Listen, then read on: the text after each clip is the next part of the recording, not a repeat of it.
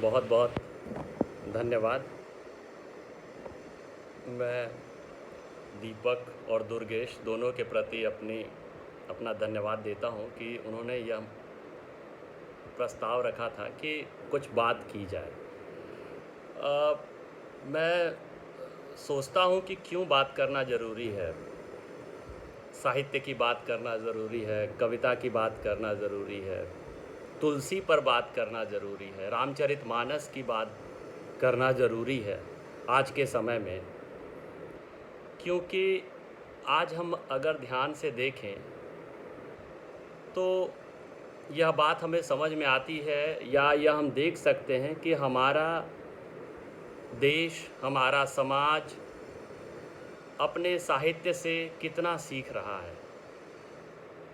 कितने अपने हृदय में जो साहित्य की मूल भावना है, संवेदना या सहानुभूति, यह कितना धारण किया हुआ है अपने हृदय में, अपनी परंपरा को लेकर कितना आगे चल रहा है। और अगर हम राम कथा को कहानी भी माने जो जन जन में व्याप्त है, तो इस कहानी से हम कितना सीख रहे हैं, इस बात को देखने की, समझने की लगातार ज़रूरतें बनी हुई हैं। मैं अपना विषय रामचरितमानस की बहुवचनीयता शुरू करूंगा, और उससे पहले मैं यह कहना चाहता हूं कि मन व्यथित हो जाता है। हम सभी जानते हैं कि श्री राम जी का जीवन चरित्र, जिसके बारे में आज सदियों बाद भी बातें होती हैं, प्रेरणा रूप हमारे सामने जिनका जीवन चरित्र हम गाते हैं, गुणगान करते हैं, अपने हृदय में धारण करते हैं, वह महान तभी हुआ जब उन्होंने त्याग किया गृह का, अपने नगर का, वनवास गए। महत्वपूर्ण बात ये है कि राक्षस समझे जाने वाली जातियों ने भी शूर्पणखा के नाक कान कटने के बाद किस रूप से बदला लेने को उतावले हुए। अगर शायद शूर्पणखा का नाक कान या स्त्री के ऊपर अगर हमला इस तरह से नहीं किया गया होता, तो शायद सीता का हरण नहीं हुआ होता। राम रावण से लड़ाई भी होती तो सीधे सीधे या किसी और मुद्दे पे लड़ाई हुई होती, या राम चले आए होते। लेकिन स्त्री पर इस तरह से हमला, यह हमें क्या सबक देता है, यह क्या सीख देता है कि रामायण में युद्ध का यह कारक बना। फिर उसने सीता का हरण किया। कितने दुख राम को, सीता को अपने व्यक्तिगत जीवन में उठाने पड़े। एक वो गलती राम के पूरे जीवन को, जिसने राम के पूरे जीवन को प्रभावित किया। युद्ध करके ले आए, लेकिन लोकापवाद। आज भी क्या हम इससे कुछ सीख पाए हैं? अभी हमारे सामने जो घटनाएं हो रही हैं, स्त्रियों पर इस तरह से अत्याचार, दमन, निशाना बनाया जा रहा है, क्या आपको नहीं लगता कि बार बार हमें रामचरितमानस जैसी कृति को, राम कथा को पढ़ने और समझने की ज़रूरत है, पूजने से ज़्यादा। हमारे गुरुदेव कहा करते थे कि पूजना आसान है, पढ़ना और पढ़कर समझ हासिल करना ये मुश्किल काम है। और हमारी परंपरा रही है कि हम आसान रास्ता चुनते हैं हमेशा। गीता में भी जिसके लिए श्रेय और प्रिय की बात कही गई है।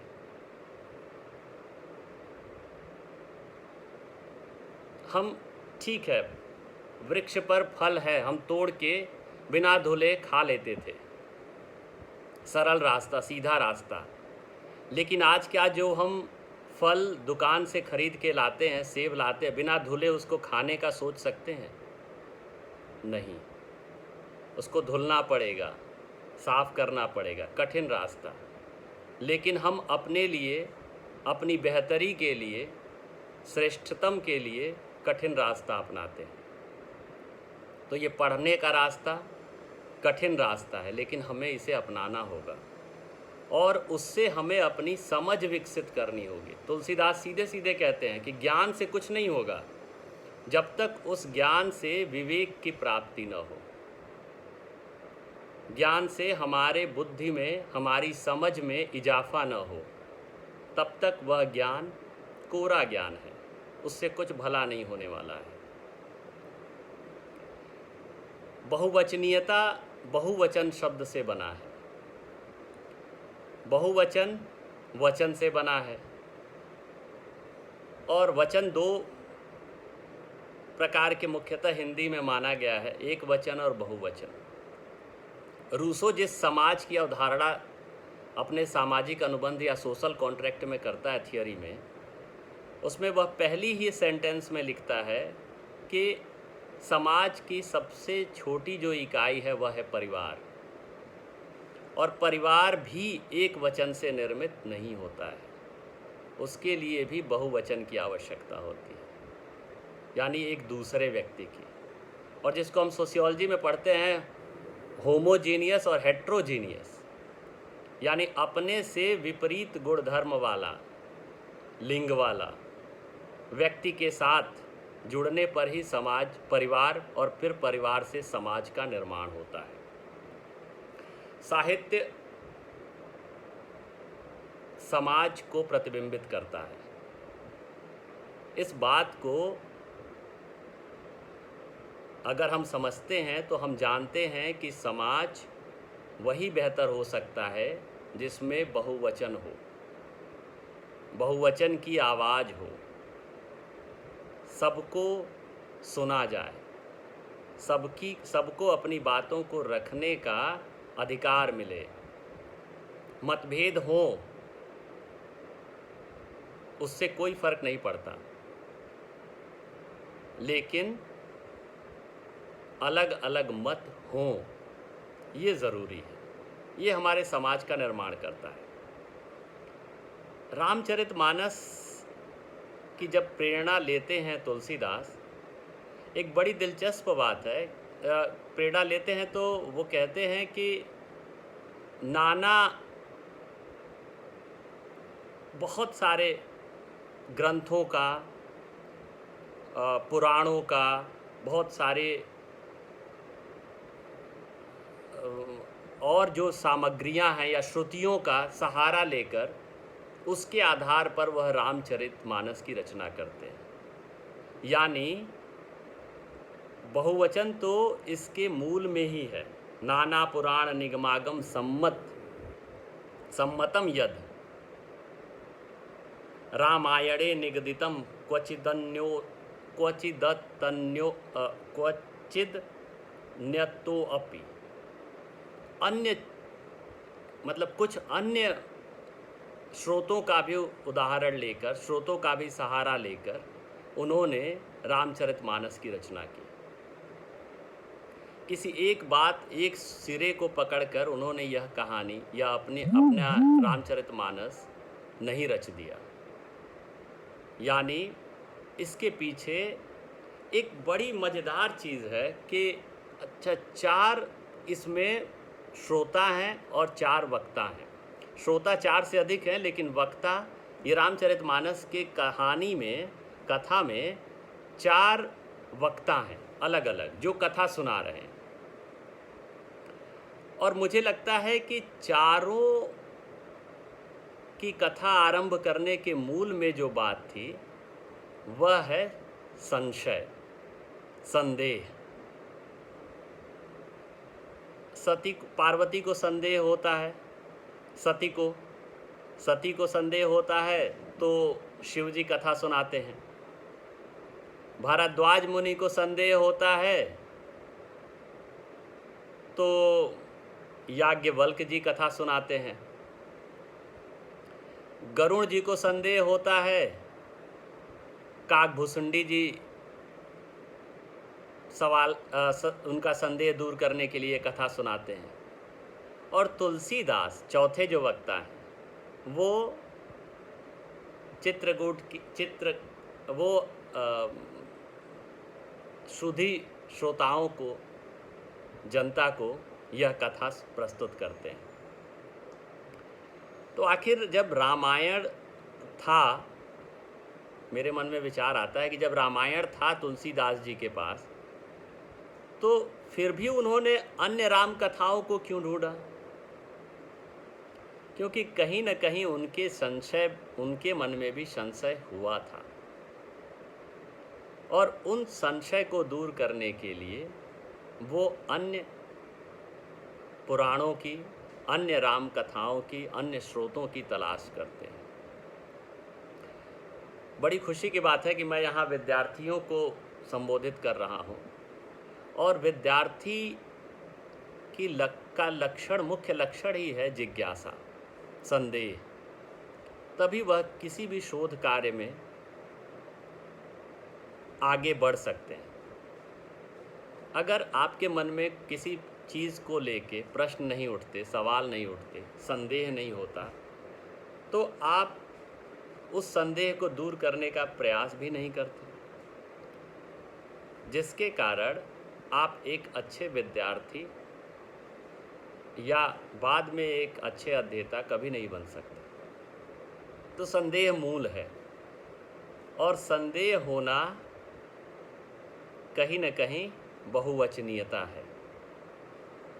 एक बात कही गई, उस बात को आपने सुना, जस का तस अपना लिया, तब तो सब कुछ एक वचन में चल रहा है, एक ही स्वर में। वो तो भीड़ बोलती है।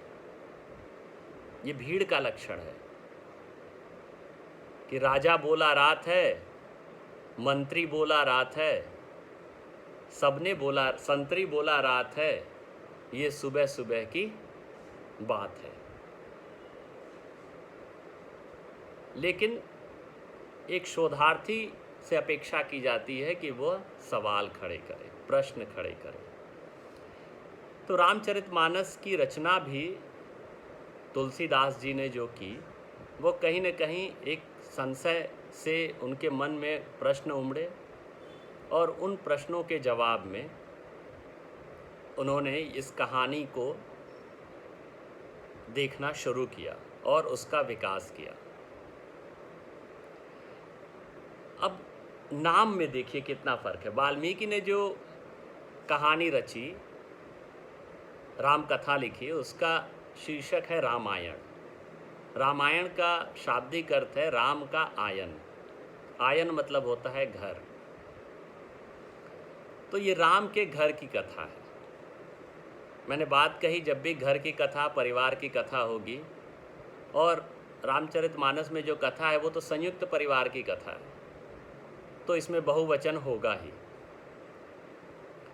मैं प्रकारांतर से ये बताना चाहता हूँ कि कैसे हम समाज में जो बहुवचन देखते हैं, बहुलतावादी समाज की जो हम बात करते हैं, विविधता की बात करते हैं, वो हमारे जीवन का एक महत्वपूर्ण अंग है।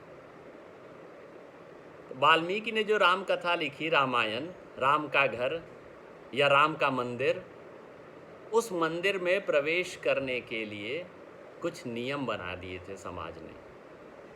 उसमें सबका प्रवेश संभव नहीं था। मंदिर में हमेशा से सबका प्रवेश नहीं रहा है।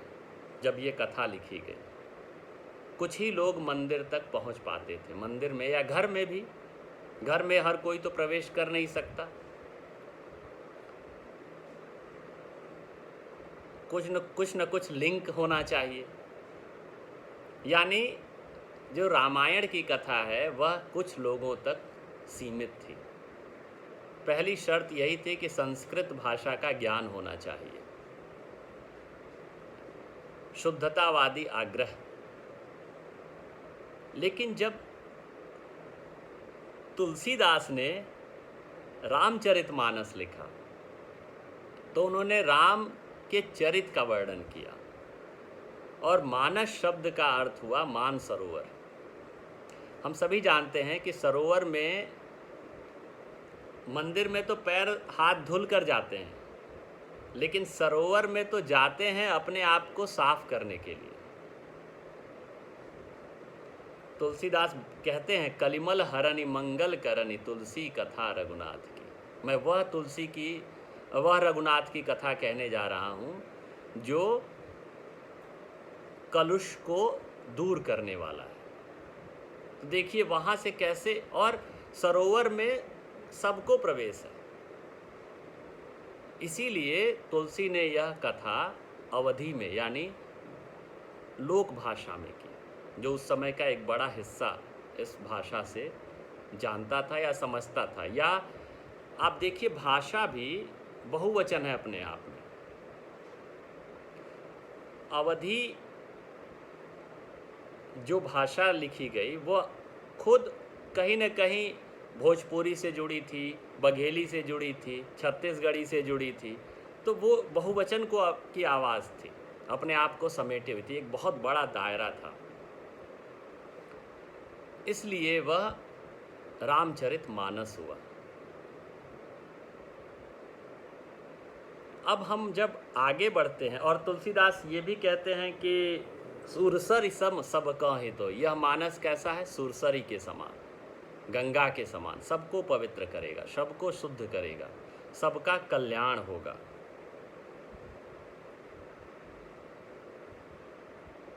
और फिर बहुवचनीयता कहाँ आती है? जब उन्होंने इस कथा को लिखते हुए संस्कृत का भी प्रयोग किया। आप देखेंगे कि हर एक कांड की शुरुआत में या बीच में भी कहीं कहीं, जैसे उत्तरकांड में शिव स्तुति है, या और भी कई जगहों पर वो संस्कृत से अध्यायों की शुरुआत करते हैं, फिर अवधी भाषा में अपनी रचना को आगे बढ़ाते हैं। तो ये एक सामंजस्य करते हैं। इसके साथ ही एक और जो महत्वपूर्ण बात है वो ये है कि ये कथा किसी एक स्थान पर घटित नहीं होती है। इस कथा की यात्रा अयोध्या से शुरू होकर, यानी देश के एक छोर से शुरू होकर लंका तक जाती है। देश के दूसरे बहुत दूर सुदूर दक्षिण तक यह कथा पहुंचती है। इस कथा में शामिल होने वाले लोगों की सूची देखिए, स्थान देखिए, स्थानों की कितनी बहुलता है। कहीं प्रयाग में, कहीं चित्रकूट है, कहीं पंचवटी है। ये विस्तार कथा का पूरा चलता रहता है। पात्रों का विस्तार देखिए। अच्छा, कथा सुनाने वाले पात्रों का भी विस्तार देखिए। पक्षी कथा सुना रहे हैं, काकभुसुंडी जी पक्षी थे। देवता कथा सुना रहे हैं, शिव। ऋषि कथा सुना रहे हैं।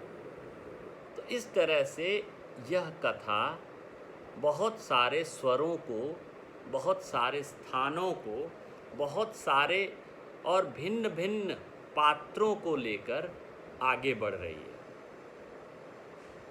ये इस कथा की एक और विशेषता है। शास्त्र तक सीमित नहीं है, लोक को भी समाहित करती है। भरत मिलाप के समय राम कहते हैं, करहि साधु मत, करहि वेद मत लोक मत, नृपनय निपुण विचार। वेद मत की भी बात को भी मैं ध्यान में रखूंगा, लोक मत को भी, साधु मत को भी ध्यान में रखूंगा। किसी एक बनी बनाई चीज़ को या किसी एक ही विचारधारा को या किसी एक विचार को सर्वमान्य करके स्वीकार करने की भावना नहीं है। ये बात हमें दिखाई देती है।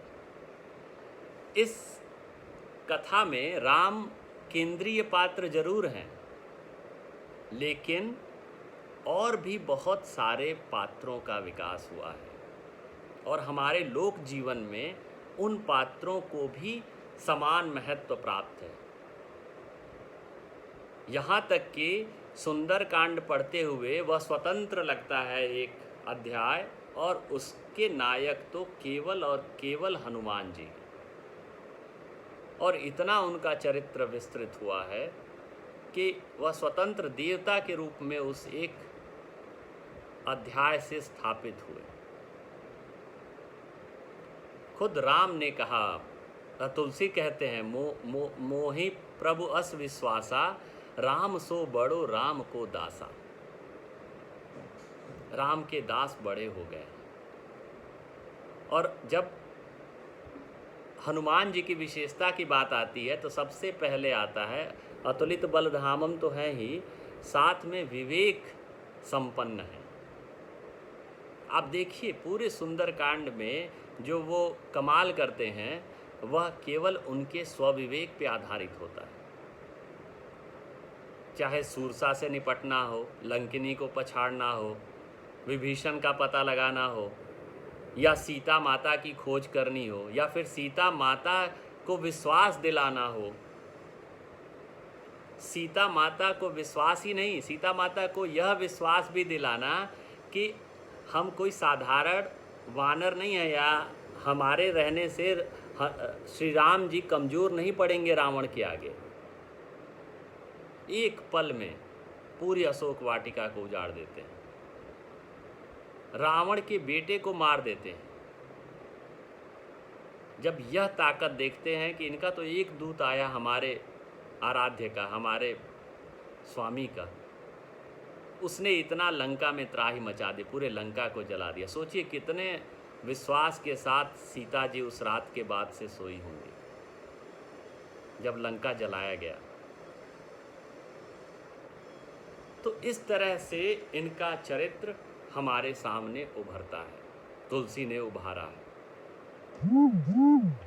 केवल इन्हीं का नहीं, राजा जनक का चरित्र हो, जिसके बाद जिस पर अष्टावक्र जी ने अष्टावक्र गीता ही लिख दी, केवल जनक और अष्टावक्र से प्रश्न करते समय। भरत का चरित्र, जिसकी प्रशंसा राम भी करते हैं।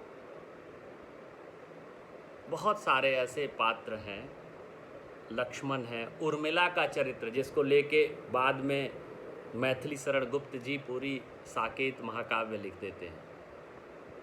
तो ये अपने आप में एक एक चरित्र इतने मूल्यवान और महत्वपूर्ण है। ये केवल एक पात्र की कथा नहीं रह जाती है। जिस नवधा भक्ति की बात, और इसमें जाति या समुदाय या क्षेत्र, इसकी सीमाओं को भी यह कथा तोड़ता है। स्वयं श्री राम तोड़ते हैं। शबरी के बेर खाना, निषाद राज से मित्रता, सुग्रीव को गले लगाना, शत्रु के भाई से भी मित्रता करना, और केवल इस आधार पे कि वह भला व्यक्ति है। ये हमारे सामने एक मिसाल पैदा करता है।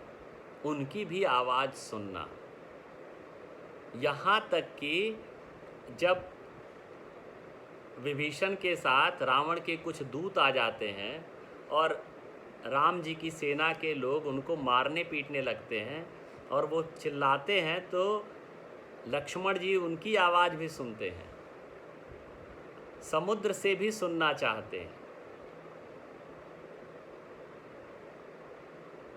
तो इस तरह से इतनी आवाज़ों को स्वर दिया गया है, पहचान दी गई।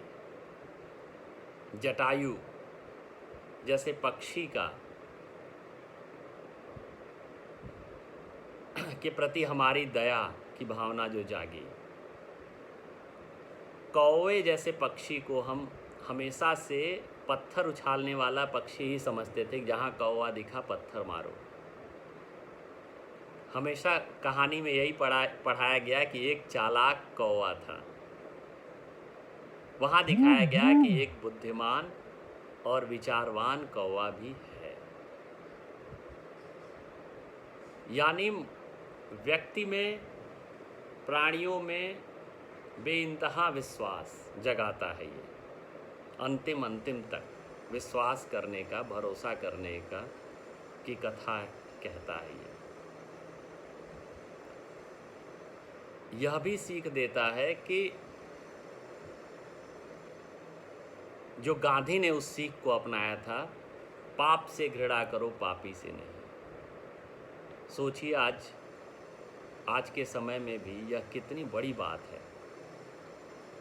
हमेशा से दो रास्ता था, गांधी जी के पास भी दो रास्ते थे। एक भगत सिंह का रास्ता जो हिंसा से दूर हो सकता था, हिंसा का सहारा जिसमें लिया जा सकता था, संगठित करते लोगों को इतनी बड़ी संख्या में अगर हिंसा पे उतारू कर देते तब भी अंग्रेज़ों से मुक्ति मिल जाती। लेकिन क्या मुक्ति के बाद भी व्यापार हो सकता था अंग्रेज़ों से? यह जो एक निष्पक्षता है, तटस्थता है, वह कायम हो सकती थी। क्या आज हम किसी अंग्रेज़ को देख के घृणा से, क्रोध से भर जाते हैं, मारने पे उतारू हो जाते हैं कि तुमने 200 साल तक हमारे पुरखों पे शासन किया? नहीं। क्यों? क्योंकि हमने उनको प्रेम और अहिंसा और दया से जीता था। तो ये पाठ, अंतिम तक प्रयास, स्वयं राम जी का प्रयास देखिए। अंगद को दूत बनाकर लास्ट तक भेजते हैं कि भाई जो हो गया सो हो गया, अब समझौता हो जाए, युद्ध न हो। और युद्ध होने के बाद भी रावण धराशायी हो जाता है, उसके बाद भी लक्ष्मण से भेजते हैं कि जाओ उसका हाल चाल ले आओ। और उससे भी बड़ी बात कि विभीषण को निर्देश देते हैं कि शत्रु का अंतिम क्रिया पूरे संस्कार के साथ किया जाए, सद्गति मिले। यह भावना रामचरितमानस हमें देता है। अभी हम श्री राम करते हैं, जय श्री राम, जय श्री राम। लेकिन आप 20 साल पहले के किसी व्यक्ति से पूछिए तो वहाँ आपको सिया राम ही दिखेगा। सिया राम मैं सब जग जाने, राम सिया राम, यही नाम आता है। क्यों? क्योंकि बहुवचन होना चाहिए। राम के बिना सीता अधूरी है और सीता के बिना राम अधूरे हैं। सोचिए, जिस आदमी ने उस अपनी पत्नी के लिए पूरी चढ़ाई कर दी, युद्ध कर दिया, उसको आप क्यों छोड़ रहे हैं? कोई एक शायर कहता है ना, प्रभु मेरी नज़रों में वो तासीर हो जाए, नज़र जिस पर भी डालूं वो तेरी तस्वीर हो जाए। तो सब में सिया राम मैं, तुलसीदास जब लिखते हैं सिया राम मैं सब जग जाने, करहूँ प्रणाम जोर जुग पानी। हनुमान जी का भी नाम लेते हैं तो पवन सुत हनुमान की जय, पवन जी भी आ जाते हैं। अंजनी पुत्र हनुमान, है ना, मारुति नंदन। तो हमारे ये सारे प्रतीक, सारे भक्ति बहुवचन में संकलित रही है। यहाँ तक कि तुलसीदास सब कुछ लिखने के बाद ये कहते हैं कि जाकी रही भावना जैसी, प्रभु मूरत देखी तिन तैसी, हरि मूरत देखी तिन तैसी। मैं जो दिखा रहा हूँ वही नहीं है, बस जिसकी जैसी भावना रहेगी वो उस हिसाब से प्रभु की। तो कोई प्रभु में अपना पिता भी देख सकता है, कोई प्रभु में अपना गुरु भी देख सकता है, कोई आराध्य देख सकता है, कोई मार्गदर्शक ढूंढ सकता है, कोई अपनी पत्नी को बेइंतहा प्रेम करने वाला भी ढूंढ सकता है, कोई अपने भाइयों को साथ लेकर चलने वाला ढूंढ सकता है, कोई एक सर्वश्रेष्ठ पुत्र के रूप में राम को देख सकता है, जो अपने पिता की एक आज्ञा पर 1 मिनट 1 सेकंड भी नहीं लगाते हैं अयोध्या छोड़ने की, जिसके वो राजा बनने वाले हैं। विद्यार्थी लोग, आप लोग कभी भी सोच के ये देखिए कि युवा अवस्था में जब आपको राजकाज सिंहासन मिलने वाला हो और पिता बोलें कि अब तुम ऐसा है 14 साल के लिए चले जाओ घर से, अब वो भी जंगल में चले जाओ, तो आपके दिमाग में पहली बात यही आएगी कि ये सठिया गए हैं। राम याद नहीं आएंगे, जबकि हमारे पास राम का उदाहरण है, तब भी हमें राम नहीं याद आएंगे। और राम के पास तो कोई उदाहरण नहीं था ऐसी पितृभक्ति का, उन्होंने हमारे सामने यह मिसाल रखी। धर्म और प्रेम, धर्म हमें प्रेम करना सिखाता है, लेकिन धर्म और प्रेम में एक बात जो दोनों को जोड़ती है वह है स्वतंत्रता। प्रभु मूरत देखी तिन तैसी, ये स्वतंत्रता है कि प्रेम का तरीका आपका अलग है। और प्रेम जिसको भी अज्ञेय कहते हैं ना, कि जिसको भी प्रेम करें उनको स्वतंत्र रखें,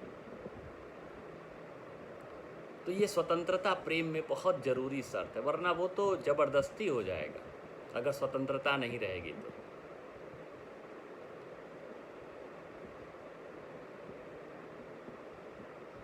अगर धर्म स्वतंत्रता को बाधित करता है तब वह शायद धर्म नहीं रह जाता। व्यक्तिगत स्वतंत्रता बहुत ज़रूरी है धर्म में भी, तभी तक धर्म स्वीकार। इसीलिए धर्म को कहते हैं धारण करना, जो हमारे हृदय में आसानी से धारण हो जाए, हम जिसके हिसाब से अपने जीवन को चलाने लगे। लेकिन जब वही हमारे जीवन पर हावी होने लगे धर्म, तब समझ लीजिए कि वह धर्म नहीं रह गया। स्वतंत्रता बहुत ज़रूरी है, जिस बात की तुलसीदास जी वकालत करते हैं।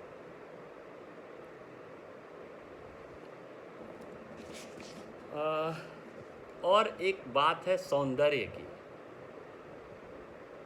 सौंदर्य और अध्यात्म, इन दोनों में दोनों पूरक हैं।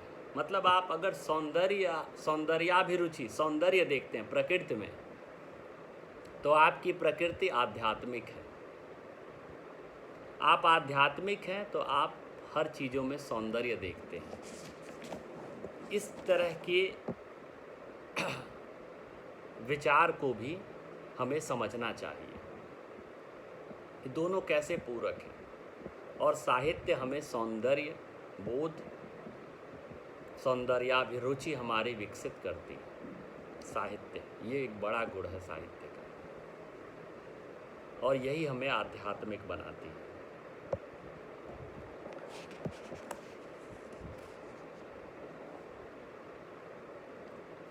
जब आप पढ़ते हैं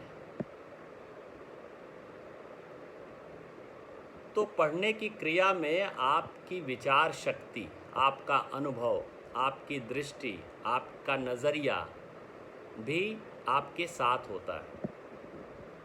जब बूझते हैं तब तो आप बस विश्वास करते हैं।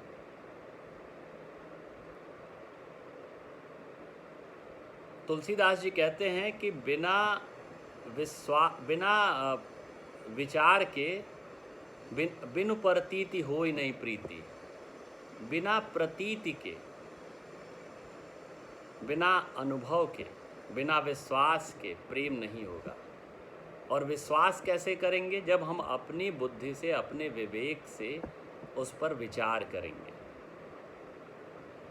जैसे मैं एक उदाहरण देता हूँ कि तुलसीदास जी लिखते हैं कि लोभ के इच्छा दंभ बल, काम के केवल नारी, क्रोध के परुष वचन बल, मुनिबर कहाई। यानी लोभ, इच्छा जो है वो बलवती होकर लोभ का रूप धारण कर लेती है। हम अपनी इच्छा रखते हैं, इच्छाएं जब और बढ़ने लगती हैं तो हमारी प्रकृति धीरे धीरे लोभी की प्रकृति हो जाती है। जब हमें क्रोध होता है तो हमें बल कैसे मिलता है? हमारे ज़ुबान पे प्रेम की बात नहीं आती है, भाषा हमारी कठोर हो जाती है, कड़ी हो जाती है, गाली गलौज की भाषा हो जाती है, जिससे हम अपने क्रोधी मन को और बढ़ावा देते हैं। मतलब आग में घी का काम करता है और वह लड़ाई और बढ़ती जाती है। तुलसीदास इन दोनों चीज़ों के बाद एक तीसरी बात कहते हैं कि काम के केवल नारी। काम भावना, कामासक्ति, उस पर वह केवल स्त्री पर आधारित होती है। तो जब मैं इस दोहे को पढ़ा तो मेरा मन अटक गया। मैंने सोचा केवल नारी ही क्यों कहते हैं? क्या स्त्रियों में काम भावना नहीं होती है? और वो काम भावनाओं क्या पुरुष पे आधारित नहीं होता है? तो 2-3 बातें मेरे जहन में आई। पहली एक कि उस समय तक स्त्रियां अपने विचार नहीं रख पाती थी तो काम भावनाओं को क्या रखेंगे किसी के सामने। शायद इसलिए तुलसीदास जी ने उनको अनसुना करके केवल नारी को ही सारा दोष दिया। दूसरी बात आई कि ये कहते हैं कि मुनिजन ऐसा कहते हैं, और 15वीं शताब्दी तक मुनियों में केवल पुरुषों की ही गणना होती थी।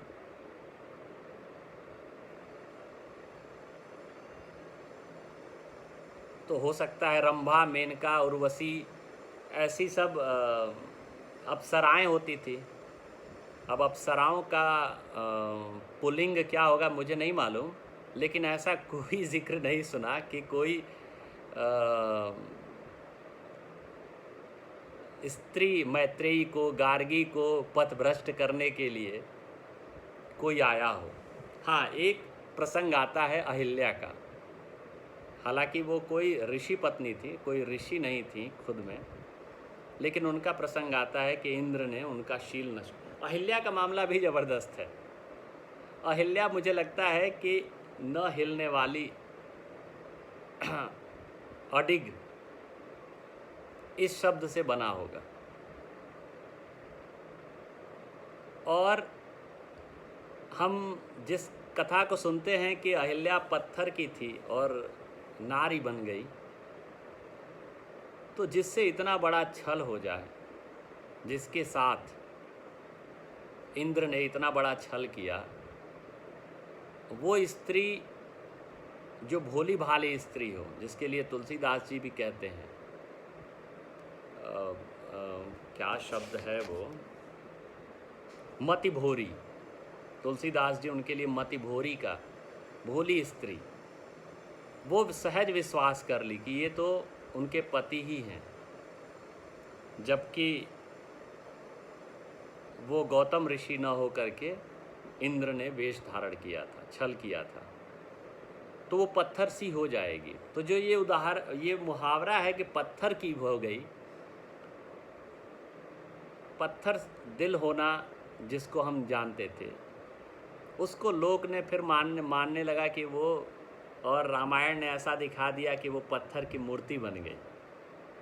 दरअसल वह कहीं ना कहीं ऐसा रहा होगा कि वो उस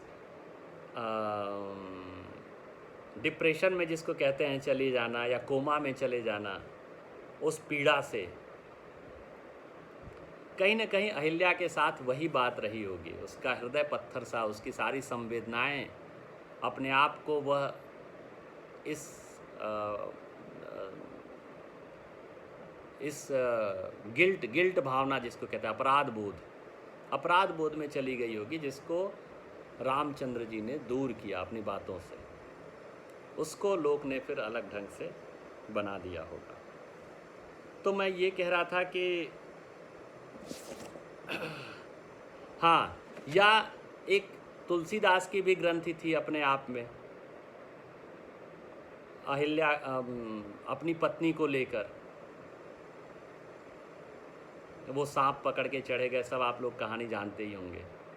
तो ये कैसे व्यक्ति स्वयं, रचनाकार स्वयं, उसकी परिस्थितियाँ या उस समय तक के प्राप्त अनुभव उसके विचार बनने में इस तरह से सहायक होते हैं। लोक कैसे सहायक होता है? तो ये तो बहुत आसान है कि किसी व्यक्ति पे, कोई रचनाकार पे या किसी रचना पर आक्षेप लगाकर उसको खारिज करना। लेकिन एक शोधार्थी से ये उम्मीद की जाती है कि वो तटस्थतापूर्वक उन कारणों की जांच करे, उन कारणों के बारे में सवाल करे। हमें रिसर्च में यही पहली बात सिखाई जाती है कि हमें निर्णय नहीं लेना है, अच्छा था बुरा था नहीं करना है, हमें सम्यक भाव धारण करना है।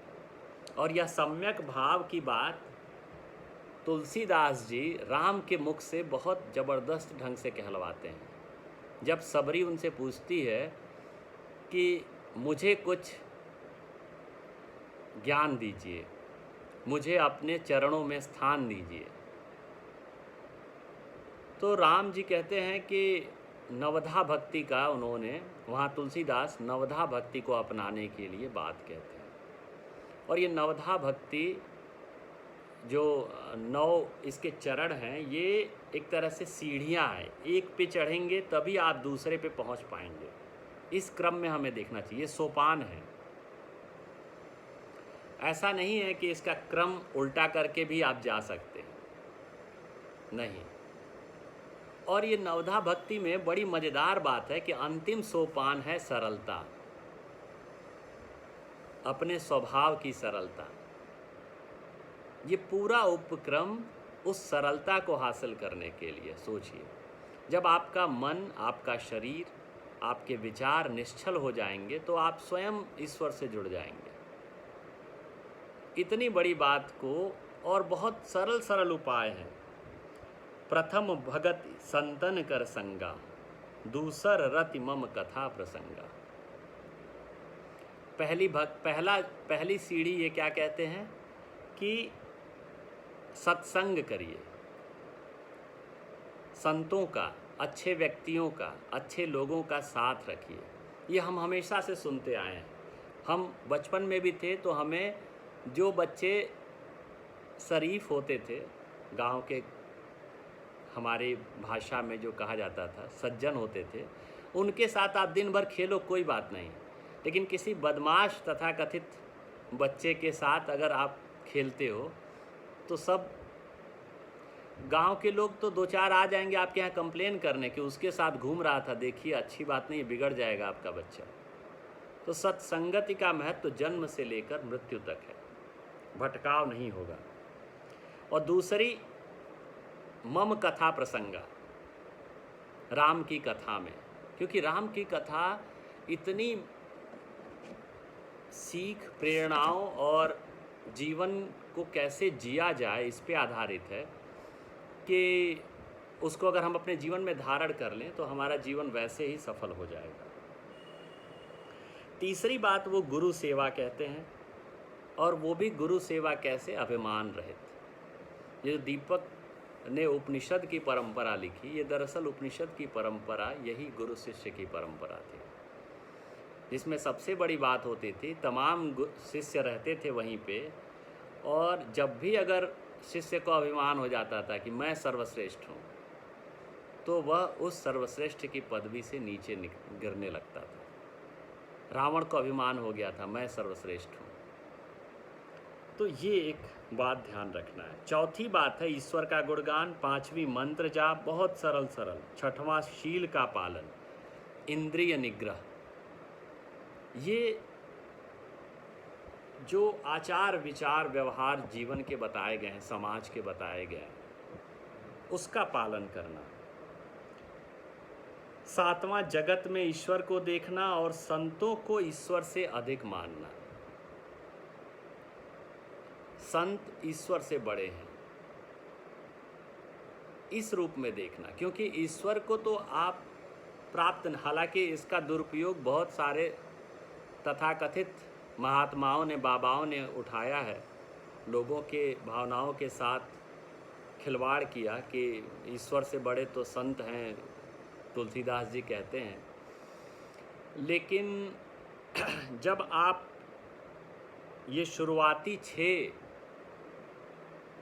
सोपानों को पार कर लेंगे तो आपको अंदर परख हो जाती है कि कौन सही में संत है और कौन असंत है। तो ये ज्ञान रखना। 8वीं भक्ति का चरण सोचिए, संतोष। संतोष धारण कर लेना, दूसरे के दुखों को न देखना, 8वीं। और 9वीं है अपने स्वभाव में समभाव लाना। और ये जो स्थिति है, ये समभाव की स्थिति, ये आदर्श रिसर्चर के लिए, शोधार्थी के लिए बहुत ज़रूरी है। समभाव लाना यानी निर्णय न बनाना अपने मन में किसी चीज़ के प्रति, खुद जांचना परखना, तब तय करना। और वहीं से सरलता की शुरुआत होती है, जिसके लिए अरस्तु कहते हैं कि जितना ही मैं जानता हूँ, जानने लगता हूँ, उतना ही मैं यह भी जानने लगता हूँ कि मैं तो बहुत कुछ नहीं जानता। तो ये जो सरलता है, ये सरलता, विनम्रता, ये 9वां सोपान है। तो इस तरीके से मैं यहाँ यह कहना, इस बात पर जोर देना चाहता हूँ कि जीवन में हम हमेशा समभाव रखें, खुद परखें, जांचें, समझें, अपने विवेक का इस्तेमाल करें, तब किसी निर्णय पर या तब किसी मंतव्य पर पहुँचें। और फिर भी हमारी बहुत हद तक सीमा, जैसे हम तुलसीदास जी को पढ़ते हैं, अभी जैसा मैंने जिक्र किया, तो हमें समझ में आया कि ये तुलसी की सीमा है। तुलसी नहीं, भक्ति काल के स्त्री संबंधी विचार को देखेंगे तो बहुत सारे, कबीर की भी सीमाएं हैं। तो ये सबकी सीमाओं के साथ स्वीकार करना, सबकी सीमाएं हैं। इस बात पर ध्यान देना कि ये जो इनकी सीमाएं हैं वो मनुष्य की सीमाएं हैं। कोई भी व्यक्ति परफेक्ट नहीं होता, पूर्ण नहीं होता। तो उनकी सीमाओं के साथ हमें अपनाना है, समझना है,